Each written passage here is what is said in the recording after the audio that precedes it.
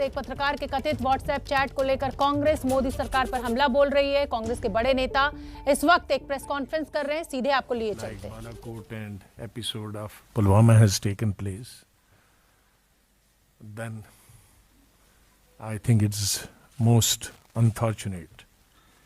And it's not only that, one of the channels like this,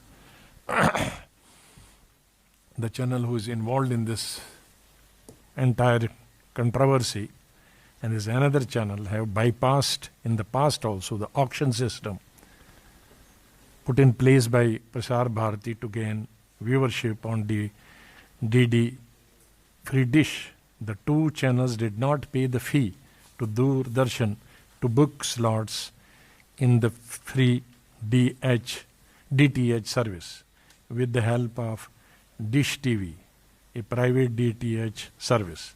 The violation cost crores of rupees to the public exchequer. So this is not only this particular episode, they have been doing on earlier occasions also such things. So the government should rise to the occasion and take action against it. And one should also find whether this person is bragging or really the government is involved. If this person is bragging, then action should be taken. If government is involved, then that is much bigger issue to be taken into consideration.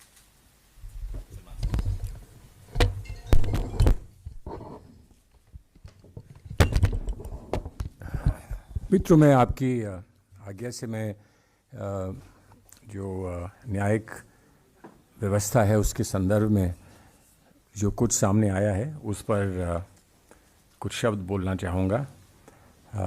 आप सब भली भांति जानते हैं कि न्यायपालिका का क्या महत्व है हमारे गवर्नेंस में, हमारे संविधान और हमारी व्यवस्था में। और हम सभी लोग इस देश में जहाँ एक तरफ पार्लियामेंट पर निर्भर हैं, संसद पर अपना विश्वास रखते हैं, तो वो दूसरी ओर न्यायपालिका पर हमारा विश्वास है कि जहाँ कभी कोई ऐसी बात उठती है जिस पर हम समझते हैं कि हमें कष्ट है, खेद है, तो हम न्यायपालिका के सामने जाया करते हैं। विश्वास है न्यायपालिका में। समय समय पर बहुत सारी बातें उठती हैं, अफवाहें उठती हैं, लेकिन हमेशा हमारा ये मत रहा है कि न्यायपालिका में अगर विश्वास खो दिया हमने तो फिर कुछ बचेगा नहीं। संविधान की सुरक्षा न्यायपालिका से होती है और हम न्यायपालिका का आदर करते हैं, हम सम्मान करते हैं और पूरा विश्वास न्यायपालिका में रखते हैं। इसी संदर्भ में ये कहते हुए बड़ा कष्ट हो रहा है, बड़ा खेद है, बड़ा दर्द है कि ऐसी गैर जिम्मेदाराना बात हुई है जहाँ पर न्यायपालिका में जो कुछ चल रहा है, कोई केस चल रहा है जिसमें ये लोग संबंधित हैं, उसके बारे में जो टिप्पणी आई है वो टिप्पणी बहुत कष्टदायक है और इसलिए कुछ प्रश्न उठते हैं। और वो प्रश्न ये है, क्या जो बात हुई है उससे ये स्पष्ट होता है कि न्यायपालिका पर दबाव डालने का प्रयास या उन पर इन्फ्लुएंस डालने का प्रयास किया गया है जो अवैध है, और क्या इस प्रयास से क्या कोई गलत निर्णय न्यायपालिका से लेने में ये लोग सफल रहे, कामयाब रहे, एक बहुत बड़ा प्रश्न है। फिर साथ ही साथ में बात आती है कि लॉ मिनिस्टर के साथ बैठक हुई। मैं लॉ मिनिस्टर रहा हूँ, मैं ये जानता हूँ कि लॉ मिनिस्टर का क्या दायित्व होता है। I am aware of the responsibilities of a law minister, and if a law minister is brought into the loop on something of this nature, it will be extremely unfortunate. Then finally have the BJP, I have no qualms in saying this, has the BJP let loose people whose job and whose mandate is to go and influence judges unconstitutionally, unlawfully, And what would the judges do? What would the judiciary do where it reacts, rightly so, it reacts to irresponsible reportage, it reacts with processes in contempt? Will the judiciary turn a blind eye, or will, to restore the confidence of the people and the faith of the people, the judiciary set an example? We are not saying that any judge may have been influenced. All we are saying is that anybody has the audacity to even talk about influencing a judge is completely unacceptable, and we stand with the judiciary in ensuring that the judiciary remains above this dirty politics that has been unleashed by these people.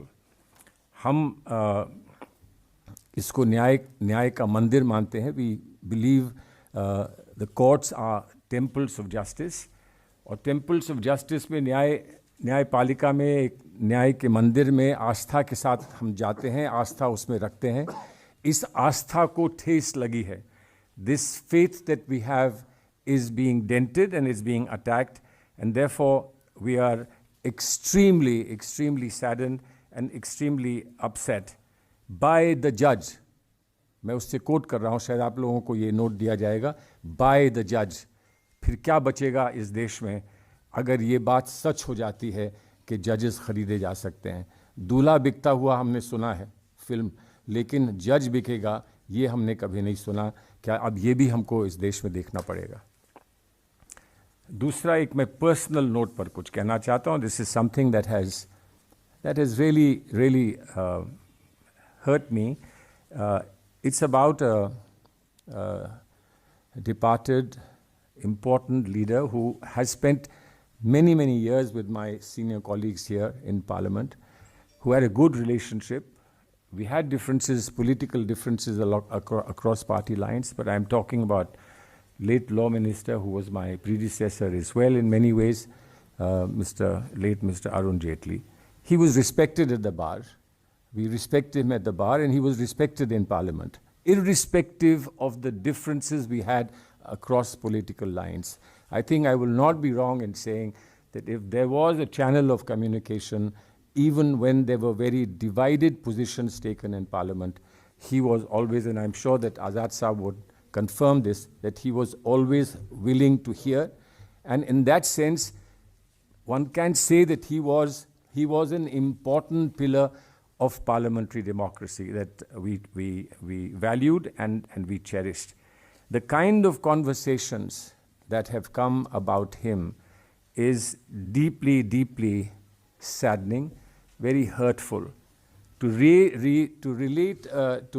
create a controversy about his death. He was on his deathbed. And all his supporters, all his friends, all his contemporaries were very saddened that he left in life so early. And yet, here is a cynical, hardened mind talking about why doesn't he die quickly? What is it that they say that the government is maintaining him?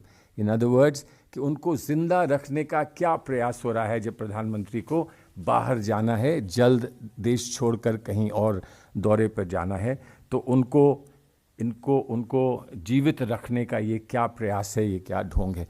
मैं नहीं सोचता हूँ कि इससे दुखित और कोई बात हो सकती है. It's extremely painful.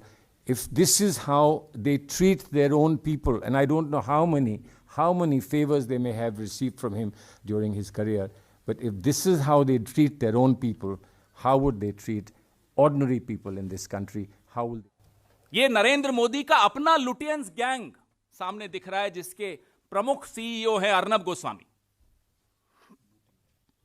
Will the media do some introspection, my friends? ये आत्मचिंतन हम तो करते ही हैं, हम सबको करना होगा, क्योंकि देश और लोकतंत्र खतरे में है. अगर टीआरपी की दौड़ में ब्रेकिंग न्यूज के लिए अगर हम समाज को ब्रेक कर रहे हों, धर्मों के आधार पे, जातियों के आधार पे, आइडियोलॉजी के आधार पर, जेंडर के आधार पर यह किया जा रहा था, सरेआम दिख रहा था. In his private conversations, very interesting. आप में तो सबने सोशल मीडिया पे देखा होगा, फिर भी दोहराता हूं. In his private conversations, this man who claims to be a journalist, Arnab Goswami, believes that the economy is ruined. I won't use the word which he used because it's not a parliamentary word. So he believes that the economy is ruined. And he says he cannot repeat this on television. क्यों साहब? आप privately बोलते हैं कि अर्थव्यवस्था तबाह हो गई है, लेकिन कहते हैं मैं टीवी पर नहीं बोल सकता. क्यों? क्या दबाव है आप पर? क्या मजबूरी है आपकी कि देश को आप बता नहीं सकते कि अर्थव्यवस्था डूबी हुई है? डरते हैं या कोई ऐसे संबंध है आपके इस सरकार से जिसमें क्विड प्रो को है, आपको लाभ मिलता है उनसे, आप उन्हें लाभ पहुंचाते हैं, इसलिए आप सच देश को नहीं बताते और अपने आप को पत्रकार कहते हैं? लानत है ऐसी पत्रकारिता पर.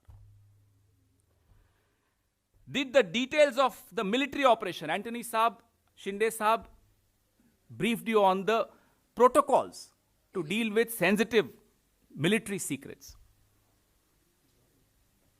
Did the details of the military operation get leaked through Arnab Goswami? We only know one part of it, that he got this information. Of course, Antony Saab is right. Where did he get this information from is a very, very important question. उनको ये सूचना कहां से मिली? 4 लोग जानते थे ये सूचना. प्रधानमंत्री, गृह मंत्री, रक्षा मंत्री और एनएसए. और चैट्स में आप देखिएगा तो लगभग सबके नाम ये लेते रहते हैं.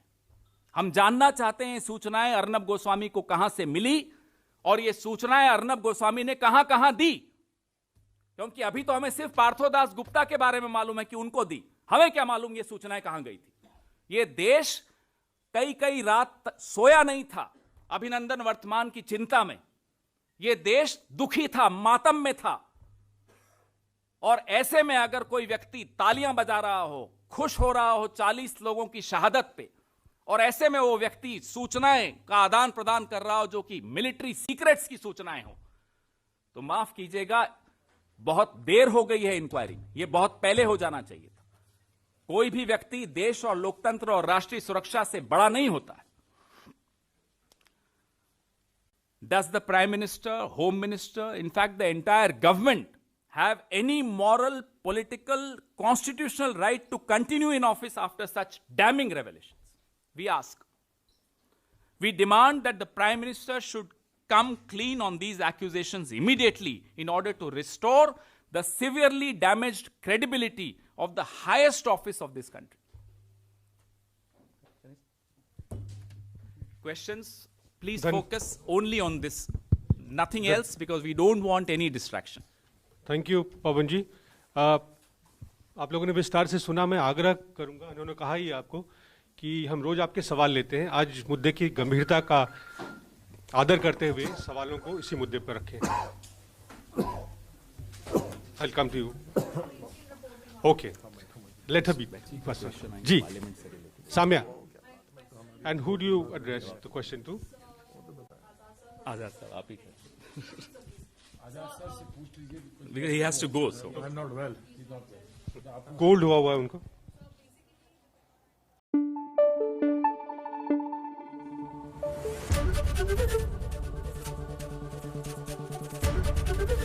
एबीपी न्यूज आपको रखे आगे.